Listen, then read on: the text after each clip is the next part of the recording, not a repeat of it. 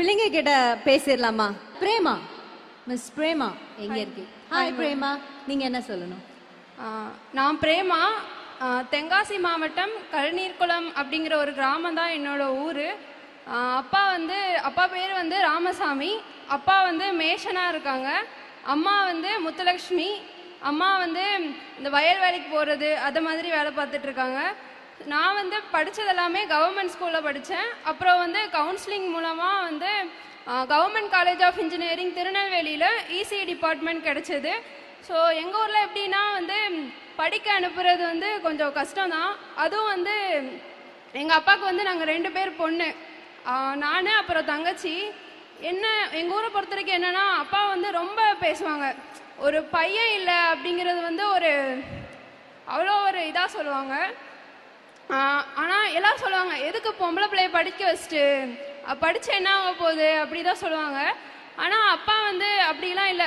என் பொண்ணு வந்து அவள் சொந்த காலில் நிற்கணும் அப்படின்னு சொல்லிட்டு என்னை படிக்க வச்சாங்க.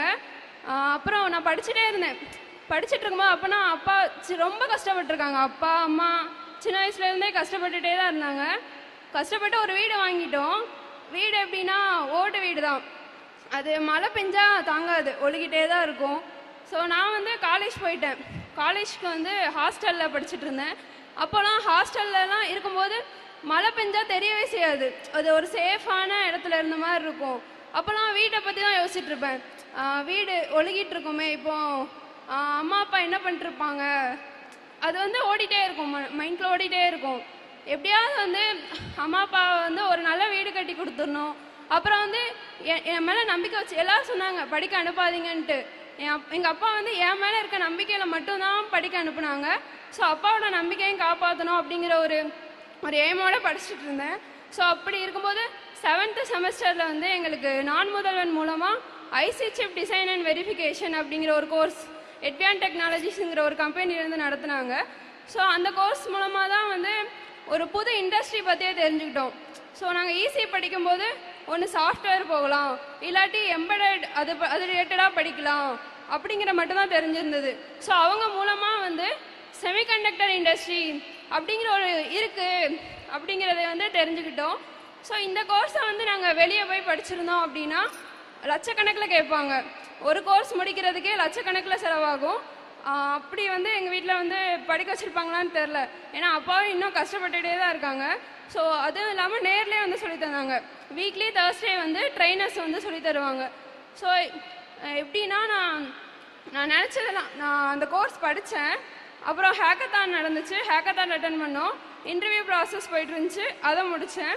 ஸோ அதை முடிச்சுட்டு இப்போ நாங்கள் ஒரு நான் முதல்வன் மூலமாக ஒரு 9 பேர் வந்து எட்வியான் டெக்னாலஜிஸ் அப்படிங்கிற ஒரு செமிகண்டக்டர் ரிலேட்டடான ஒரு கம்பெனியில் ஒர்க் பண்ணிகிட்ருக்கோம். அது வந்து எப்படின்னா, இப்போ வந்து யாருமே வந்து எங்கள் அப்பா கிட்ட போய் சொல்ல முடியாது, நீ படிக்க வச்ச, ஆனால் உன் பொண்ணு வந்து நான் இப்போ எதாவது படித்து முடிச்சுட்டு வீட்டில் இருந்திருந்தேன் அப்படின்னா வந்து எங்கள் அப்பா மற்றவங்களாம் சொன்னது உண்மையாக இருக்கும், பொம்பளை பிள்ளை படித்து என்ன பண்ணுறா அப்படின்ட்டு. ஆனால் இதுக்கப்புறம் யாருமே வந்து அந்த வார்த்தையே சொல்ல முடியாது, பொம்பளை பிள்ளை படித்தா என்ன பண்ண முடியும் அப்படிங்கிறது. ஏன்னா வந்து கேர்ள்ஸ்க்கு தெரியும், கேர்ள்ஸோ பாய்ஸோ 2 பேருக்குமே ஒரே எய்ம் தான். நம்ம அம்மா அப்பாவை எப்படி பார்த்துக்கணும் அப்படிங்கிறது வந்து 2 பேருக்குமே காமனான ஒரு எய்ம் தான்.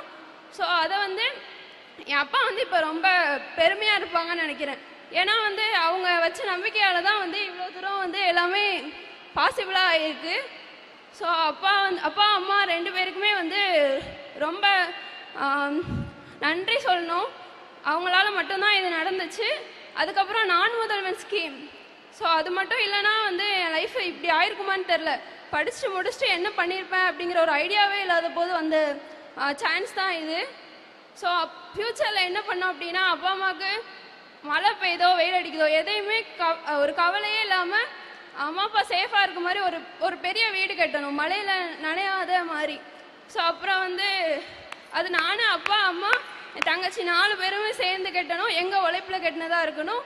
அப்புறம் வந்து தங்கச்சி வந்து படிச்சுட்ருக்காங்க government college BSc computer science 2nd year படிச்சுட்ருக்காங்க. ஸோ அவங்கள வந்து எம்எஸ்சி படிக்க வைக்கணுங்கிறது வந்து ஒரு எய்ம்.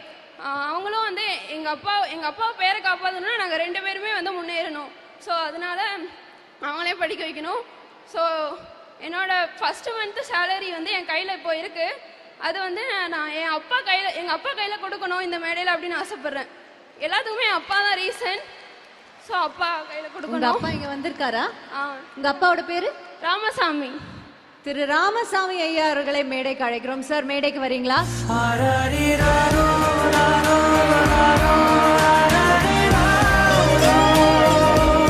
ராமசாமி ஐயா விதைத்தது அவருக்கே இன்று இந்த பெருமையை சேர்க்கிறது. நீங்க வாங்க. என்னம்மா, என்ன யோசிக்கிறீங்க? இல்லை, அப்பா கிட்ட சொல்லணும். என்னம்மா சொல்லணும், சொல்லுங்க. இது வரைக்கும் சொன்னதே இல்லை. லைஃப்பில் வந்து எனக்கு யாருமே அவ்வளோ சப்போர்ட் பண்ணதே இல்லை. அப்பா மட்டும்தான்.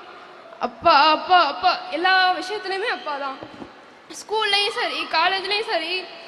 இதுதான் நீங்கள், நான் வந்து ஒரு விஷயம் சொல்லிட்டேன், நான் இதுதான் படிக்கணும் அப்படின்னு சொல்லிட்டேன்னா அப்பா வந்து மறுப்பே சொல்ல மாட்டாங்க. நீ படி, நான் படிக்க வைக்கிறேன், என்னால் முடியும் மட்டும்தான் சொல்லியிருக்காங்க. ஸோ அப்பா வந்து எனக்கு ரொம்ப பிடிக்கும். இந்த உலகத்திலே யாருன்னா வந்து அப்பா மட்டும்தான். ஸோ அப்பா, அம்மா, தங்கச்சி, இவங்க 3 பேர் தான் என்னோட லைஃப் ஃபுல்லாமே. ஸோ அப்பா வந்து நான் நல்லா பார்த்துப்பேன்.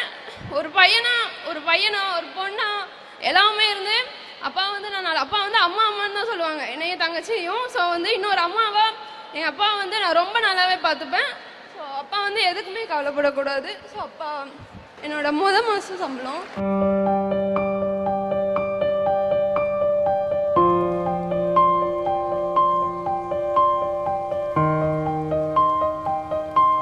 ஐயா ஜெயிச்சிட்டீங்க. ஐயா ஜெயிச்சிட்டீங்க. ஏதாவது சொல்ல விருப்பப்படுறீங்களா? என் மகளை படிக்கும்போது எல்லாரும் சொன்னாங்க, பொட்டை படிக்க வைக்காதான்னு சொன்னாங்க. நான் எல்லாத்தையும் மீறி என் பொண்ணு நல்லா படிக்கணும், என்னை நம்பி இருக்கக்கூடாது, அவள் வாழ்க்கையை அவள் பார்த்துக்கணும் அப்படிங்கிறதுல உறுதியாக இருந்தேன். அதே மாதிரி உறுதிப்படுத்திட்டா என் மகா. பெருமையாக இருக்குது. நன்றி, தேங்க்யூ. ரொம்ப நன்றிங்க ஐயா. உங்க பொண்ணு வந்துட்டு இன்னைக்கு உங்களை மட்டும் பெருமைப்படுத்தல, இந்த நான் முதல்வன் திட்டத்தையும் சேர்த்து பெருமைப்படுத்தியிருக்காங்க. திட்டம் வகுத்தது அரசாங்கம் தான். நம்மளுடைய சீஃப் மினிஸ்டர் கண்டிப்பா இதை பார்த்து ரொம்ப ரொம்ப சந்தோஷப்படுவாரு. ரொம்ப அவரும் ஒரு அப்பா மாதிரி கண்டிப்பா இதை பார்த்து பெருமைப்படுவாரு. சீக்கிரம் வீடு கட்டுங்க. ஓகேயா? தேங்க்யூ ஐயா. Thank you so much. விஷ்ணு யாரு இங்க? Vishnu, hi Vishnu. So come on Vishnu, what do you want to tell us? என் பேர் விஷ்ணு. நான் வந்து பாலிடெக்னிக் காலேஜ், வெள்ளூர் அரசு பாலிடெக்னிக் காலேஜ், அங்கே இசி டிபார்ட்மெண்ட்டில் செகண்ட் இயர் படிக்கிறேன். எனக்கு வந்து என் ஃபேமிலி பேக்ரவுண்ட் எப்படின்னா மிடில் கிளாஸ் ஃபேமிலி தான். அப்பா வந்து கார்பெண்டரில் கூலி வேலை செய்கிறாங்க, அம்மா வந்து வீட்டில் ஹவுஸ் ஒய்ஃபாக இருக்காங்க. தம்பி ஒருத்தர், தங்கச்சி ஒருத்தர் இருக்காங்க. தம்பி 10th, இப்போ தங்கச்சி 6th படிக்கிறாங்க. நான் வந்து இங்கிலீஷில் ரொம்ப வீக்காக இருந்தேன். இங்கிலீஷில் கம்யூனிகேஷன் ஒருத்தர்கிட்ட எப்படி கம்யூனிகேட் பண்ணணும் அப்படின்றத சொல்லி கொடுத்தது வந்து நான்முதல் ஸ்கில் தான். நான் டிப்ளமோ வந்த பிறகு ஃபஸ்ட் இயரில் எனக்கு நான்முதம் போட்டு ரெஜிஸ்டர் பண்ண சொன்னாங்க. நான் ரெஜிஸ்டர் பண்ணதுமே வந்து எனக்கு வந்து நீ அங்கே போயிட்டு கம்யூனிகேட் பண்ணலாம், இங்கிலீஷ் எப்படி பேசலாம் அப்படின்னு சொல்லி பேசிக் டு அட்வான்ஸ் லெவல் வரைக்கும் சொல்லிக் கொடுக்க ஆரம்பித்தாங்க. அது மூலிமா நான் வந்து இப்போ ஒருத்தர் இங்கிலீஷில் பேசினா என்னால் புரிஞ்சிக்கவும் முடியும், பதிலையும் சொல்ல முடியும்.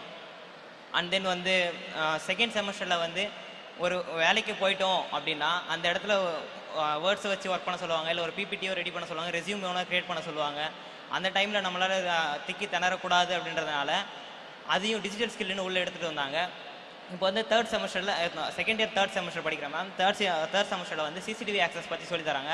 எங்கள் டிபார்ட்மெண்ட் ரிலேட்டடாக வந்ததால் எங்களுக்கு யூஸ்ஃபுல்லாக இருக்குது. இந்த சிசிடிவி ஆக்சஸை நாங்கள் வெளியே போய் படிக்கணும் அப்படின்னா 30Kலேருந்து 40K வரைக்கும் ஆகும். அதாவது 30,000லேருந்து 40,000 ரூபாய் வரைக்கும் ஆகும் 6 நாளைக்கு மட்டுமே. அந்த 6 நாளைக்கான செலவையும் இவங்களே எடுத்துக்கிட்டு நாங்கள் வந்து போகிற பஸ்க்கான சார்ஜையும் எடுத்துக்கிட்டு வந்து படித்தா மட்டும் போதும் அப்படின்னு சொன்னாங்க. படித்து முடிச்சிட்டோம். இப்போ எங்கள் ஃபேமிலியில் வந்து எப்படின்னா ரொம்ப ஏழ்மை தான், படிக்க முடியாதனால 10th வந்து நினைலான்னு நினைக்கும் போது தான் எனக்கு வந்து டிப்ளமோ சேரலாம் அப்படின்னு தோணுச்சு. சரி, டிப்ளமோ சேர்ந்து என்ன பண்ண போகிறோம் அப்படின்னு நினைக்கும் போது தான் நான்முதல் ஸ்கீம் வந்ததுனால எனக்கு ஒன்றும் பெனிஃபிட் ஆகிடுச்சு. பெனிஃபிட் ஆன பிறகு இன்னும் என் தம்பி தங்கச்சிக்கெல்லாம் இப்போயே சொல்லிக் கொடுக்க ஆரம்பிச்சிட்டேன். நான் ஒரு டீச்சராக மாறிட்டேன் நான் நினைக்கிறேன். என்னை பொறுத்த வரைக்கும் என்னோடய எய்ம் வந்து இஸ்ரோக்கு போகணுன்னு ஆசை. அதையும் நான்முதல் ஸ்கீமில் சொல்லி தராங்க. காம்படிட்டிவ் எக்ஸாம் அட்டன் பண்ணணுன்னு அதையும் சொல்லி தராங்க. இந்த வாய்ப்பை கொடுத்த நான்முதல் திட்டத்தை அரேஞ்ச் பண்ண எல்லா ஃபேக்கல்ட்டி எல்லாருக்குமே என்னோட மனமார்ந்த நன்றியை தெரிவிக்கிறேன். ஏன்னா என்ன மாதிரி ஏழ்மையாக இருக்கிற இன்னொரு 10 பேர் வந்து அந்த நான்முதல் போர்ட்டை ரெஜிஸ்டர் பண்ண ஆரம்பித்தாங்கன்னா அந்த 10 பேர் நாளைக்கு ஒரு முதல்வராக மாறுவாங்க. நாளைக்கு என்ன மாதிரி ஒரு இஸ்ரோக்கு போகிறதோ இல்லை ஒரு ஐஏஎஸ் ஆகிறதோ ஐபிஎஸ் ஆகிறதோ அவங்களோட எய்மாக இருக்கும். அதுக்கு எல்லா காம்படிட்டிவ் எக்ஸாம் ஒரு தடையாக இருந்ததை உடச்சி எறியதுக்காக 4 முதல் ஸ்கீமை உள்ளே எடுத்துகிட்டு வந்தாங்க. நன்றி. தேங்க்யூ. கண்டிப்பா நீங்க இஸ்ரோக்கு போவீங்க. ஐஎஸ்ஆர்ஓல கண்டிப்பா நாங்க வந்து உங்களை ஒரு நாள் டிவியில பார்ப்போம். நீங்க ஏதாவது ஒரு சாதனை பண்ணும்போது நாங்க பார்ப்போம், ரொம்ப பெருமையா. அடுத்ததாக தீபஸ்ரீ. அடுத்து யாரு? தீபஸ்ரீ எங்க இருக்கீங்க? ஹாய் தீபஸ்ரீ. என்னோட பேர் வந்து தீபஸ்ரீ. நான் நார்த் சென்னையிலேருந்து வரேன்.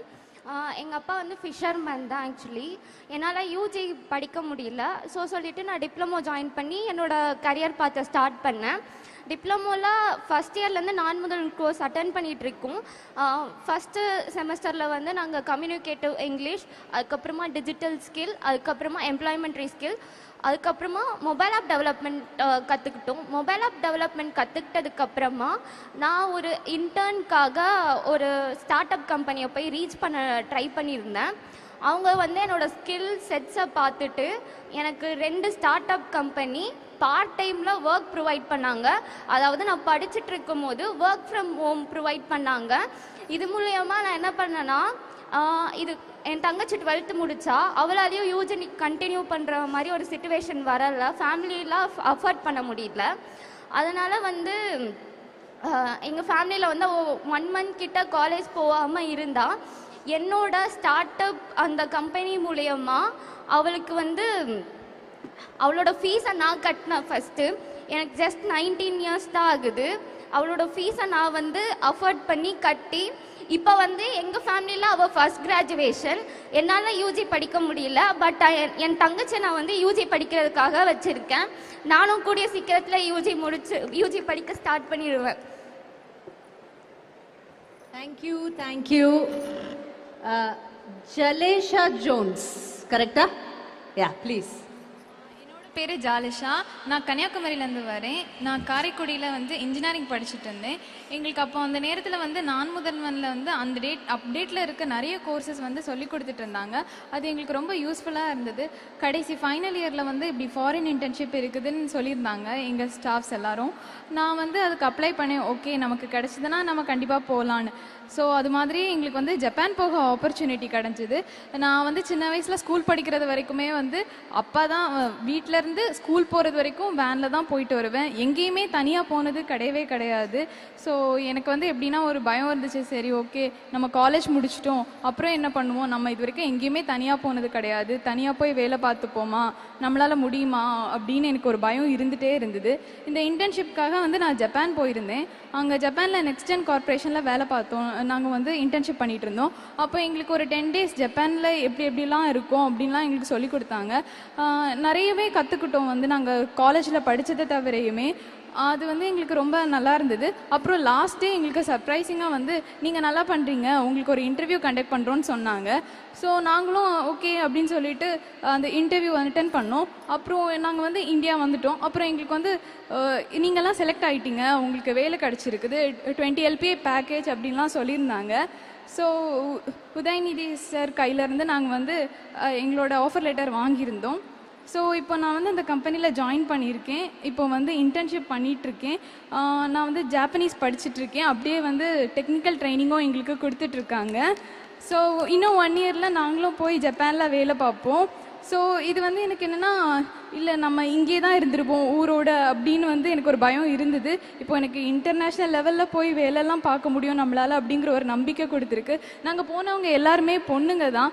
ஸோ பொண்ணுங்க எனக்கு தெரிஞ்சு எல்லாமே பசங்க தான் ஃபாரின்லலாம் போய் வேலை பார்த்து நான் பார்த்துருக்கேன். ஆனால் வந்து ஒரு பொண்ணாக எனக்கு போகிறது வந்து எனக்கு ரொம்ப சந்தோஷமாக இருக்குது. எங்கள் வீட்டில் நானும் அக்காவும் மட்டும்தான். அப்பா எப்போவுமே சொல்லுவாங்க, ஓகே உங்கள் 2 பேருக்கும் கல்யாணம் பண்ணால் அதுதான் ஓகே எனக்கு அதோட முடிஞ்சுது அப்படின்னு சொல்லுவாங்க. இல்லை நானும் வந்து உங்களை பார்த்துக்க முடியும் அப்படின்னு நான் சொல்லுவேன். ஆனால் அந்த சொன்னதை வந்து எனக்கு வந்து நிஜமாக்கிறதுக்கு வந்து இந்த நான் முதல்வன் ஸ்கீம் தான் வந்து எனக்கு இந்த ஹெல்ப் பண்ணியிருக்கு. நான் இது வந்து ரொம்ப சந்தோஷமாக இருக்கேன். தேங்க்யூ சிஎம்க்கும் இந்த நான் முதல்வன் ஸ்கீமுக்கும். தேங்க்யூ. ஜாப்பனீஸ் பேசுவீங்களா? ஆமாம், நான் வந்து ஃபெப்ரவரியில் வந்து ஜாப்பனீஸ் படிச்சுட்டு இருக்கேன். இந்த டிசம்பரில் வந்து நான் பண்ணிட்டேன்னா இன்டர்மீடியட் ஜாப்பனீஸ் வந்து கம்ப்ளீட் பண்ணிடுவேன். வாவ். ஏதாவது ஒன்று தேங்க்ஸ் சொல்ல முடியுமா ஜாப்பனீஸ்ல? கண்டிப்பாக முடியும். உங்களுக்கு என்ன இஷ்டமோ அது கூட பேசலாம். ஓகே. こんにちは皆さん。私は去年12月タマナル政府のおかげで日本に行ってインターンシップしました。そその結果就職することもできました。そのような珍しい機会をくださったタミナル政府と CM さんに私の心からどうもありがとうございます。ஐ திங்க் அரசு பள்ளியோட மாணவியோட வெற்றிங்க இது. ஜாப்பனீஸ் மொழியில இன்னைக்கு நம்ம சிஎம்க்கும் நம்மளுடைய அரசாங்கத்துக்கும் நன்றி தானே சொன்னீங்க? ஆமா. ஐ கெஸ் அதுதான் எனக்கு புரிஞ்சிருச்சு. Thank you so much. That's such a heart warming moment for us. ரொம்ப நன்றிமா. அடுத்ததாக சுமித் குமார். வாங்க Sumit Kumar. You can exchange the mic. Yeah. எல்லாருக்கும் வணக்கம். நான் வந்து திருவண்ணாமலை மாவட்டத்தில் நாவல் என்ற ஒரு சின்ன கிராமத்துலேருந்து வரேன். நான் அறிஞர் அண்ணா அரசு கலையில் பிஎஸ்சி கெமிஸ்ட்ரி தேர்ட் இயர் இப்போ கரண்ட்டில் படிச்சுட்டு இருக்கேன். நான் வந்து செகண்ட் இயர் வந்து படிக்கும்போது இன்டர்நேஷனல் இன்டர்ன்ஷிப் ப்ரோக்ராம்னு ஒரு ப்ரோக்ராமில் வந்து செலக்ட் ஆயிருக்குன்னு ஃபேக்கல்ட்டி வந்து சொன்னாங்க. அதை பற்றி டீட்டெயில்டாக பார்க்கும்போது தான் தெரியுது அது வந்து இன்டர்நேஷனல் இன்டர்ன்ஷிப் ப்ரோக்ராமுக்காக சவுத் கொரியாவுக்கு வந்து தமிழ்நாட்டு அளவில் 6 பேர் செலக்ட் பண்ணியிருக்காங்கன்னு சொன்னாங்க. அது ஃபஸ்ட்டு ஃபேக்கல்ட்டிக்கு சொல்லும் போது அவங்களுக்கே அதை நம்ப முடியுதான்னு தெரியல. 6 பேர் தான் செலக்ட் பண்ணியிருக்காங்க. இல்லை இது இன்னும் ஷார்ட் லிஸ்ட் பண்ணுவோன்னு சொல்லியிருந்தாங்க. சரின்னு வெயிட் பண்ணியிருந்தோம். அதுக்கப்புறம் ஃபைனல் லிஸ்ட்டும் வந்துச்சு. 4 பாய்ஸு 2 கேர்ள்ஸ் வந்து சவுத் கொரியாவுக்கு இன்டர்ன்ஷிப் அதுக்காக செலக்ட் பண்ணியிருந்தாங்க. ஃபஸ்ட்டு வீட்டில் சொல்லும் போது வீட்டில் வந்து லிட்டரலாக சொல்லலாம் அவங்க அழுதுட்டாங்க. ஏன்னா நாங்கள் வந்து சின்ன கிராமம் தான், யாரும் இது வரலாம் ஃப்ளைட்டில் ஏறின எக்ஸ்பீரியன்ஸ்லாம் இல்லை. என்னோடய ஜென்ரேஷன்லேயே ஃபஸ்ட்டு ஃப்ளைட் ஏறி ஃபாரின் போனது அது நான் தான். ஸோ அது வந்து என்னுடைய வாழ்க்கையில் வந்து ஒரு டேர்னிங் பாயிண்ட்டாக இருந்துச்சு. அதுக்கப்புறம் சியோலில் போயிட்டு இறங்கிட்டு அங்கே வந்து கஜான் யூனிவர்சிட்டியில் பயோ நானோ ரிசர்ச் அப்ளிகேஷன் சென்டரில் ஒரு யூனிவர்சிட்டியில் போயிட்டு நாங்கள் வந்து 15 days இன்டர்ன்ஷிப் அட்டன் பண்ணோம். அங்கே வந்து எப்படின்னா ஒரு நானோ பார்ட்டிகல்ஸ் வந்து எப்படிலாம் சிந்தசிஸ் பண்ணலான்னு கைண்ட் ஆஃப் இன்ஸ்ட்ருமெண்ட் ஹேண்ட்லிங்ல எங்களுக்கு சொல்லிக் கொடுத்தாங்க. அது மட்டும் இல்லாமல் அங்கே இருக்க டாப் லெவல் யூனிவர்சிட்டிலையும் எஸ்என்யூ சியோல் நேஷனல் யூனிவர்சிட்டி அப்புறம் தொங்குக் யூனிவர்சிட்டி அந்த 2 யூனிவர்சிட்டிக்கும் இன்டர்னாக கூட்டு போயிட்டு ஒரு நாள் வந்து அங்கே இருக்க டீச்சிங்லாம் எப்படி இருக்குது, நம்ம வந்து தியரிட்டிக்கலாக அதிகமாக படிக்கிறோம், அவங்க வந்து மேக்ஸிமம் ப்ராக்டிக்கலாக படிப்பாங்க. அது வந்து லைஃப் கூட நம்ம வந்து கனெக்ட் பண்ணி படிக்க முடியுது. இந்த இன்டர்ன்ஷிப் முடிச்சுட்டு ரிட்டர்ன் நாங்கள் வீட்டுக்கு வந்துட்டோம். இதுதான் என்னோட பெனிஃபிட். இது மட்டும் இல்லாமல் நாங்கள் முடிச்சுட்டு வந்த 6 பேருக்குமே அடுத்து எங்களோட ஹையர் ஸ்டடி பண்ணுறதுக்கு மந்த்லி 60,000 ஸ்டைஃப்னோட எங்களுக்கு வந்து அப்ரோச் பண்ணியிருக்காங்க. ஸோ நாங்கள் எல்லோரும் அடுத்த வருஷம் கொரியாவில் போயிட்டு அந்த யூனிவர்சிட்டிஸ்லாம் படிப்போம். ஸோ நான் வந்து ஒரு சின்ன கிராமத்தில் சாதாரணமாக படிச்சுட்டு இருந்தோம். வெளிநாட்டுக்கு போகுமா ஃப்ளைட்டில் போகுமான்றதுலாம் ஒரு கனவு மாதிரி இருந்துச்சு.